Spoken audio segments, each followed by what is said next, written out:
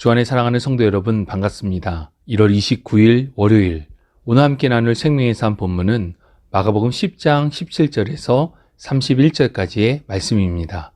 본문의 말씀을 봉독하겠습니다. 예수께서 길에 나가실 새 한 사람이 달려와서 꿇어 앉아 묻자오되 선한 선생님이여 내가 무엇을 하여야 영생을 얻으리이까? 예수께서 이르시되 내가 어찌하여 나를 선하다 일컫느냐? 하나님 한 분 외에는 선한 이가 없느니라. 내가 계명을 안 하니 살인하지 말라, 간음하지 말라, 도둑질하지 말라, 거짓 증언하지 말라, 속여 빼앗지 말라, 내 부모를 공경하라 하였느니라. 그가 여짜오되 선생님이여 이것은 내가 어려서부터 다 지켰나이다.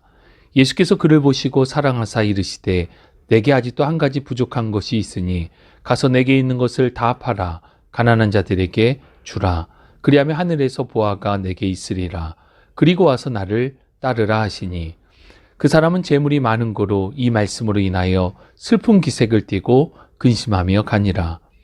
예수께서 둘러보시고 제자들에게 이르시되 재물이 있는 자는 하나님의 나라에 들어가기가 심히 어렵도다 하시니 제자들이 그 말씀에 놀라는지라.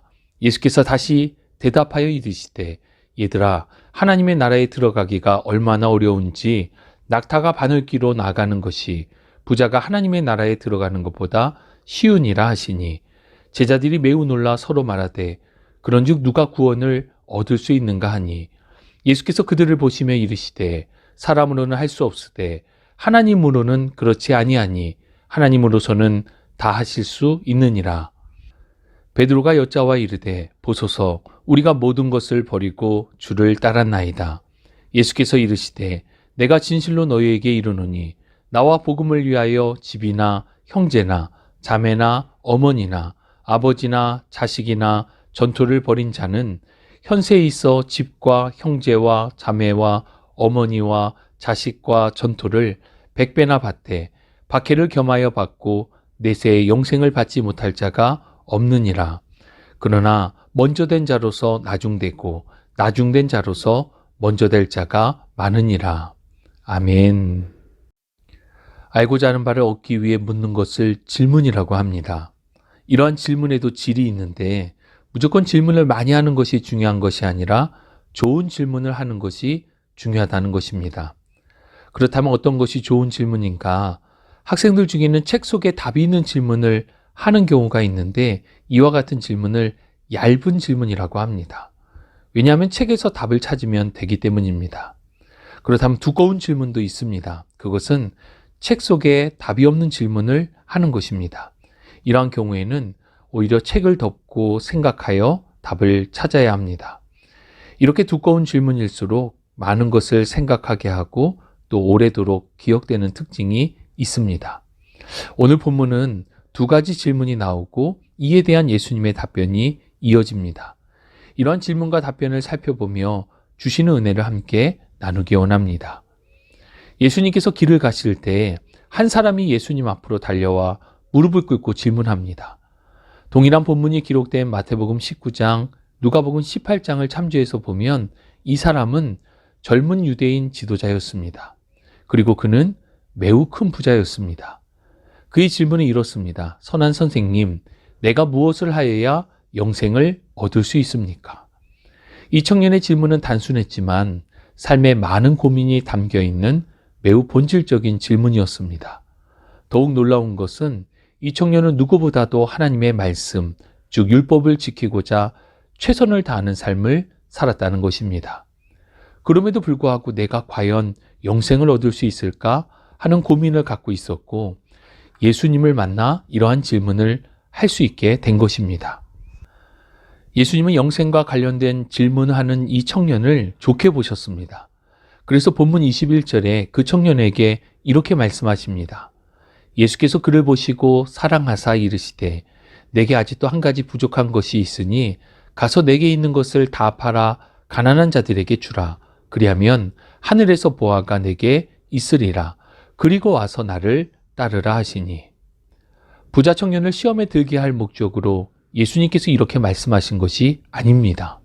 오히려 영생을 갈구하는 청년을 사랑하시며 그에게 제자로서의 전적 헌신을 말씀하셨던 것입니다. 그런데 문제는 이 청년이 부자라는 것이었습니다. 앞서 다른 제자들은 물고기를 잡던 중 예수님의 부르심에 배와 그물을 버려두고 주님을 따랐습니다. 그러나 이와는 달리 이 청년은 가진 재물이 매우 많았습니다. 그래서 자신의 모든 재산을 가난한 자들에게 나누어 주고 예수님을 따르라는 이 부르심에 그는 큰 고민을 하였던 것입니다. 결국 그 부자 청년은 예수님께 아무런 답을 드리지 못하고 슬프고 근심 어린 표정으로 그 자리를 떠나고 말았습니다. 예수님께서는 이 일을 두고 제자들에게 비유를 통해 이러한 교훈을 주십니다. 낙타가 바늘구멍을 통과하는 것보다 어려운 것이 부자가 하나님 나라에 들어가는 것이다. 즉 부자가 하나님 나라에 들어가는 것은 불가능에 가깝다는 교훈이셨습니다. 아마도 가난하게 살고 싶은 사람은 없을 것입니다. 대부분의 사람들은 돈 걱정 없이 넉넉하고 편안하게 살고자 하는 마음을 가지고 있습니다. 그러나 부자가 되면 신앙에 있어서 포기해야 할 것이 더욱 많아지게 됩니다. 예수님이 비유로 말씀하신 낙타는 당시 팔레스타인에서 가장 큰 동물이라고 할 수 있습니다. 이렇게 큰 동물이 가장 작은 바늘귀를 통과한다는 것은 불가능합니다. 여기서 비유로 말씀하신 낙타가 바로 재물을 비롯한 우리가 소유하고 있는 것입니다. 제자들은 이를 현장에서 보고 들으며 많은 생각을 하게 되었을 것입니다. 그들이 이 상황을 매우 놀라워하며 이런 질문을 합니다. 그러면 누가 구원을 얻을 수 있는가? 제자들끼리 하고 있는 이 질문을 들으신 예수님이 제자들에게 이렇게 말씀하십니다. 27절 예수께서 그들을 보시며 이르시되 사람으로는 할 수 없으되 하나님으로는 그렇지 아니하니 하나님으로서는 다 하실 수 있느니라. 구원은 단순히 나의 의지와 노력, 공로로 받는 것이 아니라 오직 하나님의 은혜로만 받을 수 있다는 말씀입니다. 앞서 부자 청년과는 달리 베드로는 제자들이 모든 것을 버리고 주님을 따랐다라고 예수님께 말씀드렸습니다. 이에 예수님은 복음을 위해 헌신하고 포기한 모든 것에 대해 반드시 보상이 있을 것을 말씀해 주셨습니다. 그것은 물질적 보상이 전부가 아니라 때론 박해가 따르기도 하겠지만 반드시 영생을 받게 될 것이라는 약속의 말씀입니다.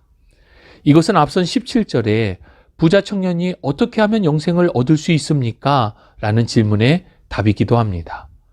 예수님을 삶의 최우선순위에 두고 주님을 따르는 데 있어서 방해가 되는 모든 것을 버리고 주를 따를 때 영생을 얻게 된다는 것입니다. 주 안에 사랑하는 성도 여러분, 오늘 본문의 두 가지 질문은 결국 구원이라는 한 가지 주제를 향하고 있습니다.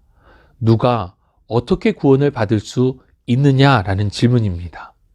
이러한 질문과 답변 속에 오늘 본문이 우리에게 주시는 교훈을 함께 받기 원합니다. 첫 번째, 아는 믿음에서 그쳐서는 안 되고 반드시 순종하는 믿음으로 나아가야 한다는 것입니다. 부자 청년은 영생을 갈구하는 질문에 대한 답을 얻어서 알게 되었습니다. 하지만 결국 순종으로 이어지지 못해서 영생으로 나아갈 수 없었습니다. 마찬가지로 믿음은 아는 것을 순종함으로 반응하는 것임을 우리 모두가 마음에 새길 수 있기를 바랍니다. 두 번째, 주신 것에 감사해야 합니다. 우리가 많은 것을 가지고 있으면 하나님은 많은 것을 요구하십니다. 그것이 물질이 되었건 은사가 되었건 건강이 되었건 권력이 되었건 마찬가지입니다. 부자 청년은 많이 가지고 있었기에 포기가 쉽지 않았습니다.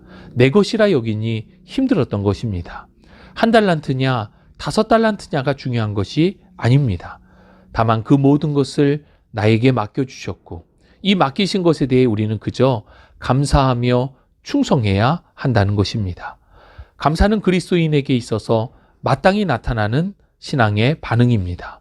범사에 감사함으로 우리의 삶이 보다 풍성해지실 수 있기를 주님의 이름으로 축복합니다. 마지막 세 번째, 구원은 오직 하나님의 은혜입니다. 낙타가 바늘구멍으로 들어가는 것 불가능합니다. 마찬가지로 사람의 의지와 노력, 배경, 공로로는 구원이 불가능합니다. 구원은 오직 하나님의 은혜입니다. 그리고 우리는 그 은혜 안에 살아가고 있습니다. 우리는 다만 그 은혜에 대해 예배로 마땅히 반응하며 하나님께 영광을 올려드리는 예배자입니다. 주님의 이름에 합당한 가치를 올려드리는 일상의 예배자로 주신 은혜를 날마다 고백하는 삶이 되시기를 주님의 이름으로 축복합니다. 참 좋으신 하나님 감사합니다. 아는 믿음에서 그치지 않고 날마다 주시는 말씀에 순종할 수 있는 순종의 믿음이기를 원합니다.